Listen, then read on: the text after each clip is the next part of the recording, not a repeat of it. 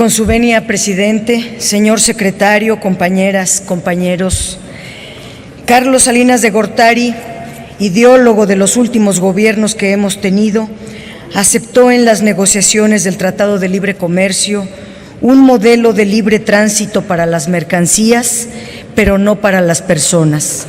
Y en esa rendición histórica está una de las claves de la debilidad actual de nuestro país en la negociación con un gobierno, el de Estados Unidos, que oscila entre el racismo y el proteccionismo. El gobierno de Enrique Peña Nieto ha puesto lo suyo al ir de tumbo en tumbo, de silencio en silencio, de omisión en omisión frente a la administración de Donald Trump. El presidente habla de fortalecer el papel de México en el mundo y multiplicar nuestras buenas relaciones con otros países, pero en los hechos, sin embargo, caminan en sentido contrario. En uno de los momentos más difíciles del conflicto, Peña Nieto decidió cancelar su asistencia a la CELAC como si temiera que el respaldo de países hermanos fuera a enojar al poderoso del norte. No ha acudido a ningún organismo internacional para hacer valer los intereses de México. No ha acudido a ninguno de los arbitrajes internacionales. No hay una política exterior estratégica ante las órdenes ejecutivas unilaterales antimexicanas, y observamos una constante declaración, pero inacción ante una auténtica catástrofe humanitaria. Desde el Tratado de Libre Comercio hasta ahora, la clave del fracaso es la sumisión, la manera en que los gobiernos de Salinas a la fecha decidieron que México podría lograr su desarrollo si se sometía de manera absoluta a la agenda y los intereses de Estados Unidos. Toda la estrategia de seguridad, por ejemplo, se subordinó a la agenda de la guerra contra el narcotráfico, lo mismo que las políticas en materia de energía que nos han llevado a una peligrosa dependencia con Estados Unidos de las gasolinas o el gas que nos vende, aunque sigamos siendo un país productor de petróleo. México pone la mano de obra barata y Estados Unidos los deportados. México pone los muertos y los desaparecidos y Estados Unidos los ejércitos de consumidores de drogas y las armas. Esa relación debe cambiar.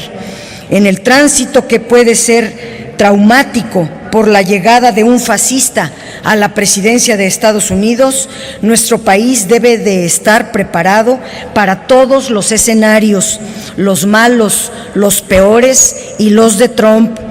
Confiar en un súbito pragmatismo que de pronto iluminará al empoderado es iluso y resulta también arriesgado, como proponen algunos, apostar a eventuales divisiones en el gabinete estadounidense. La beligerancia del gobierno de Donald Trump contra México ha ido en ascenso. Las directivas de la Secretaría de Seguridad Interior de Estados Unidos propone la deportación masiva de migrantes sin papeles.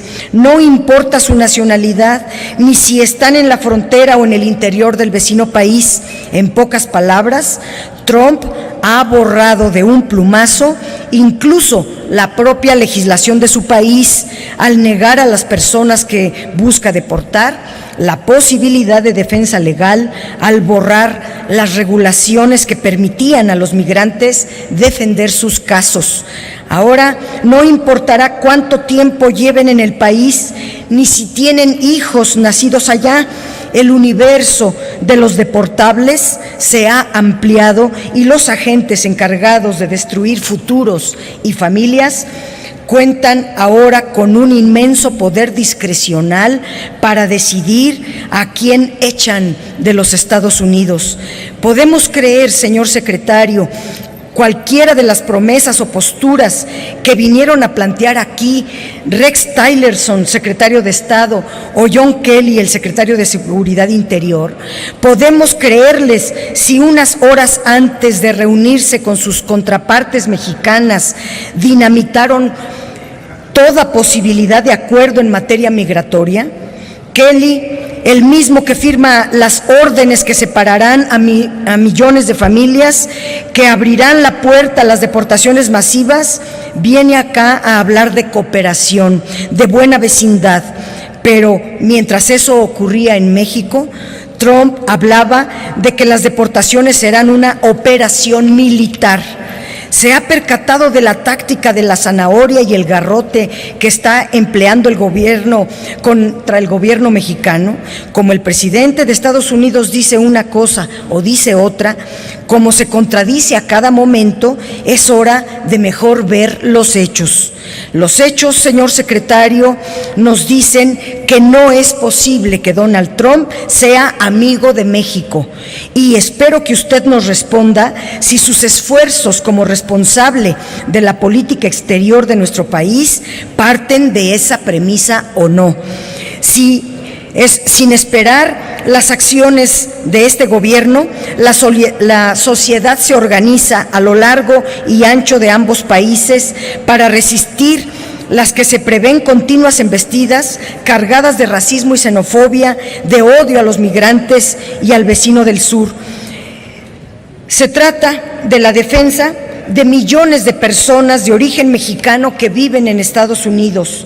Más de la mitad de los estadounidenses reconocen que su nación fue forjada por inmigrantes y que sus aportaciones son vitales para la riqueza material y cultural. La mayoría, y ahí es donde nosotros como país debemos construir nuestras alianzas, se inclina por los valores de respeto, tolerancia e inclusión. Este día, hoy, Donald Trump comparece en el Capitolio ante el Congreso de su país. Se espera que entre los anuncios haya algunos que afectan directamente a México. Es el caso de su plan fiscal, que podría contener un impuesto fronterizo que dañaría de inmediato las exportaciones mexicanas. Es también el caso de su promesa de reducir impuestos a las empresas, lo que podría inhibir las inversiones estadounidenses en nuestro país. Es de reconocerse que en respuesta el gobierno mexicano haya dejado claro en nuestro país que solo se recibiría a los deportados mexicanos. Es un paso claro, pero inicial. Falta mucho. Las deportaciones y otros actos inamistosos del vecino deben tener una respuesta que vaya mucho más allá de las meras declaraciones. Donald Trump pretende aplicarnos un apartheid con su ominoso muro. Nosotros decimos no al muro, porque es un acto hostil contra México y porque viola el derecho internacional. Si comienza la construcción del muro o incluso antes, debemos suspender la colaboración con Estados Unidos en materia migratoria, en nuestra frontera sur y a lo largo de nuestro territorio. Una colaboración que, por cierto, le ha ganado a México el vergonzoso título de deportador en jefe, porque ahora sacamos del país más ciudadanos centroamericanos que los que Estados Unidos deporta, incluyendo a los menores de edad no acompañados. Dadas las continuas agresiones del gobierno de Estados Unidos, no podemos sostener la presencia de agentes migratorios del vecino del norte en nuestra frontera sur. Con ese trato que hemos recibido, secretario, le pregunto, ¿debemos seguir permitiendo la presencia de agentes aduanales o de emisarios de la DEA en nuestras estaciones migratorias? ¿Debemos permitir que sigan aquí y estén armados? Respeto mutuo y buena voluntad, se dice, con una retórica quizá útil en situaciones de normalidad, que resulta incluso ridícula en el escenario de las agresiones permanentes que estamos viviendo. Mientras el gobierno de Estados Unidos aprieta tuercas, mientras se multiplican los terribles dramas humanos que implican las deportaciones, el gobierno responde con frases hechas, no con un lenguaje de la diplomacia, sino con el de la renuncia a la defensa de los más elementales principios de una nación que se pretende soberana. La llegada de Trump implica un nuevo tablero en la relación bilateral. No se puede seguir diciendo, como señaladamente hicieron el gobierno de Felipe Calderón y el actual, que la reforma migratoria de Estados Unidos es un asunto doméstico de ese país. En este tema, como en la relación comercial y la seguridad, los gobiernos de los últimos sexenios, incluyendo al actual, han optado por subordinarse a la agenda de intereses de Estados Unidos. Trump alimenta el miedo de su población con la engañifa de que la migración está indisolublemente ligada al terrorismo y otras formas de crimen internacional. Mentiroso, contumaz, enfoca sus baterías contra México y presenta al muro como la solución final. Olvida convenientemente que desde los atentados en Nueva York en 2001 no ha ocurrido ni un solo incidente terrorista de importancia en la frontera con México. Las nuevas directrices estadounidenses suponen el inicio de una verdadera guerra contra los migrantes. La persecución, si nos atenemos a esos documentos, será masiva, absolutamente discrecional, sin leyes ni reglas.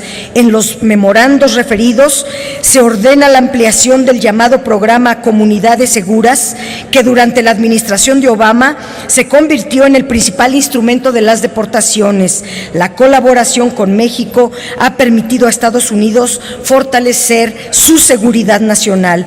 Desde aquí se han desarticulado planes de atentados e infiltraciones de enemigos de Estados Unidos. Esa colaboración es una carta fuerte en la negociación, en esencia porque ha resultado indispensable para Estados Unidos y porque el apoyo que ese país entregaba a México para la absurda guerra contra el narcotráfico en el marco de la iniciativa Mérida ha sido francamente marginal.